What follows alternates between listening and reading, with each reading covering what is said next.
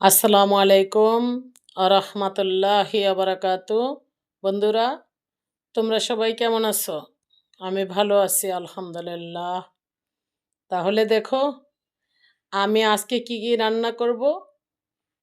প্রথমে করব কহি ভাজি। কহির সাথে ডিম দিয়ে দিব, তাহলে ভাজিটা খেতে খুব টেস্ট হবে, তাই না? তোমরা একবার খেয়ে দেখো। তারপরে করব মাংস, কারণ মাংসটা নীরবের খুব পছন্দ।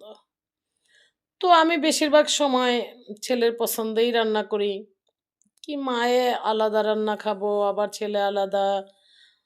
তো করি, মাঝে মধ্যে করি। সব সময় তো আর রান্না করতে ভালো লাগে না। তো ছেলের পছন্দেই বেশিরভাগ করি। তাহলে রান্না করতে করতে তোমাদের সাথে কিছু কথা বলি ফেসবুক সম্বন্ধে। এক সময় খুব অসহায় ছিলাম, কারোর সাথে কথা নাই, কোনো গল্প আড্ডা, কোনো আনন্দ ছিল না আমার জীবনে। তো আমাকে এমন দেখে ছেলে আমাকে ফেসবুক খুলে দিল মানসিক শান্তির জন্য। তো ফেসবুক চালাইতাছি চালাইতাছি, ভালো আছি আলহামদুলিল্লাহ।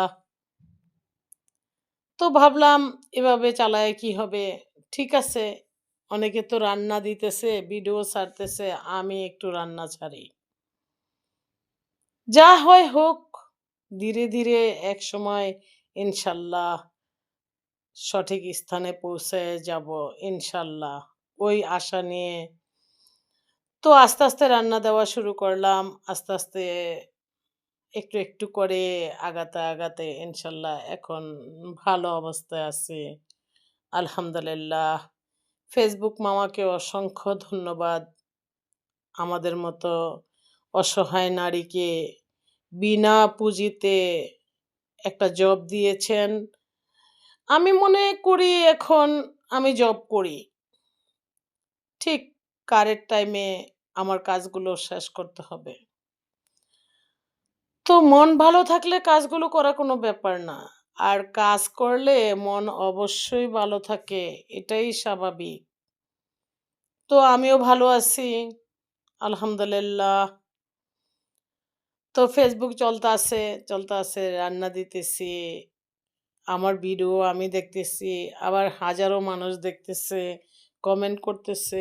আমার কাছে ভালো লাগে, কারণ ছেলে বড় হয়ে গেছে, এখন একা একা ঘরে অবসরটা ভালো লাগতো না। যাই হোক, আল্লাহর কাছে লাখ লাখ শুকর আলহামদুলিল্লাহ, যে আল্লাহ আমাকে এমন একটা কাজের ব্যবস্থা করে দিয়েছেন। আমি ঘরে থেকে মান সম্মানের সহিত আমি যদি কাজগুলো করতে পারি, অবশ্যই আমি সাকসেস হব।